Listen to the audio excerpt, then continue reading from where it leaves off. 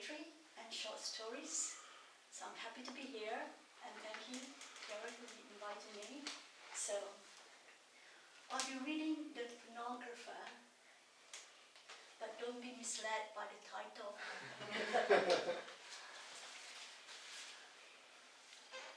The Pornographer under scrutiny is Michael, a 30-year-old Irishman who juggles his fictional creation with troubled reality.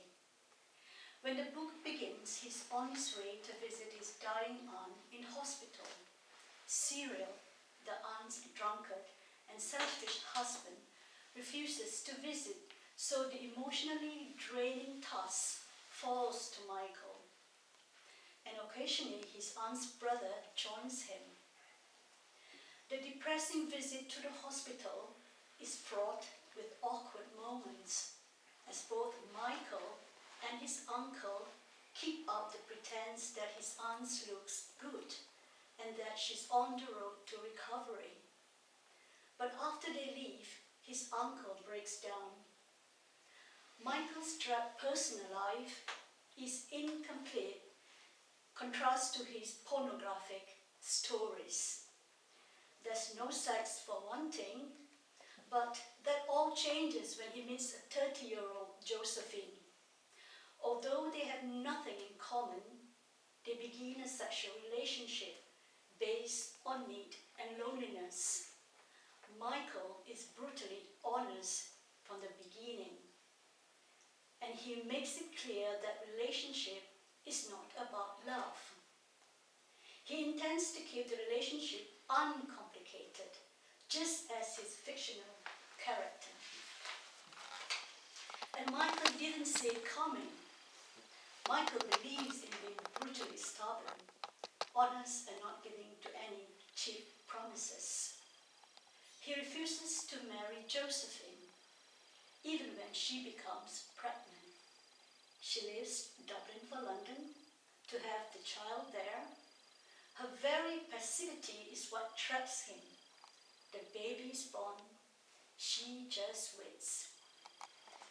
Michael is embarrassed about telling people about his dilemma, and some of the novel's dry humor come from Michael's boss, Maloney.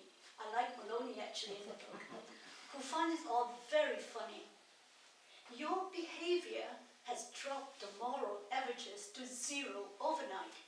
It makes some of our past acts practically beatific. We are disgusted with you, Maloney says to Michael. The Pornographer deals smoothly with mega important issues, death and responsibility. Michael behaves very well towards his aunt. His tender treatment received that he's the most responsible male in his family. The novel takes that issue of responsibility and then asks at what point should an individual subsume himself to his responsibilities. So, when his aunt dies, he knows he must truly decide about the woman, whom he can see now as real, hesitant person like himself and a child. McGahern's unsympathetic characters in a pressing era, yet utterly compelling. So this book takes me through a very interesting, well-crafted journey.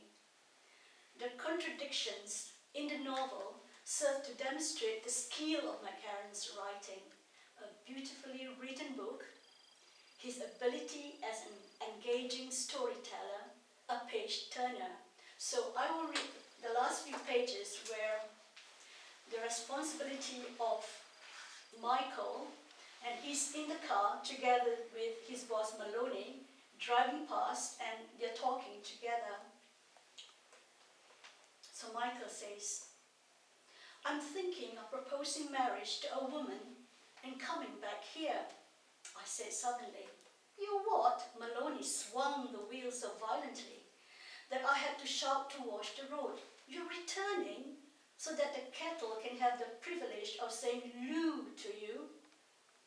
You can start to see God in the bushes, not to speak of a bank manager. All that caper? I don't know. The comes a time when you either run amok completely or try to make a go of it. I'm going to try to make a go of it. Embedded first in a warm wound, of course, and then hold hands and listen to the dawn choir. Oh, sweet suffering Switzerland, we must talk about it, Maloney says. Anyhow, she may well turn you down. It won't matter. How do you mean it won't matter? Has this beating softened your brain as well? The life has to be lived afterwards anyhow, no matter what the answer. Won't it be even difficult if the answer is yes? What if she does say no? Maloney shouted. The world won't stop. There'll be a chance of a real adventure lost. I'll be sorry. And I was beginning to feel sorry I had spoken. Oh, you're some lover, I tell you. But fortunately, I know you, blacken day with night. Tell the nodding plants they grow just as well in shade as sun. It's all in the sweet quality of the mind, so forget the fucking circumstances, brother. The rain has started, the powerful wipers sweeping imperiously aside as soon as it spotted the shining arcs sweeping and sweeping. You'd have seen me if you had been paying attention, she once said to me, the night she came towards me across the floor of the metropole.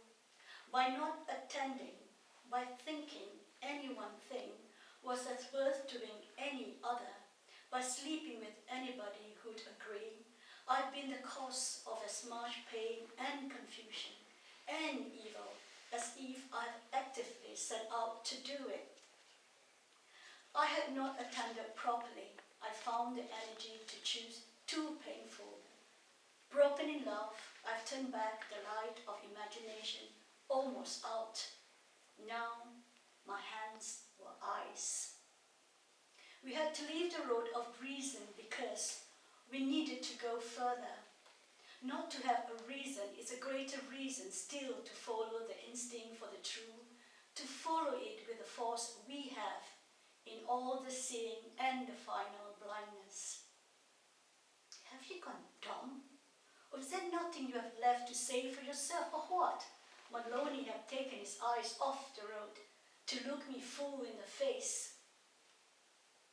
I gritted my teeth to try to stop the feat of laughter because it hurt so much, but the very pain was making it all more impossible to stop. What I wanted to say was that I had a fierce need to pray for myself, Maloney, my uncle, the girl, the whole shoot. The prayers could not be answered, but prayers that cannot be answered need to be more completely said, being their own beginning as well as end. What I did say was, why don't you watch the road? I've been watching the bloody road all my life, and it tells me nothing. You who rode, Maloney shouted. You see, it doesn't matter. It just speeds past. You who rode. It might get us there if you did. It'll get us there anyway. You who rode, Maloney was shouting, driving very fast. I tried to say something back, but couldn't. And in the silence, a fragment of another day seems to linger, and the sweeping wipers and grow, the small round figure of my uncle getting out of the train, away down the platform. Tirelessly looking around, the raincoat over his arm, at the beginning of the journey, if beginning had ever had, that had brought each to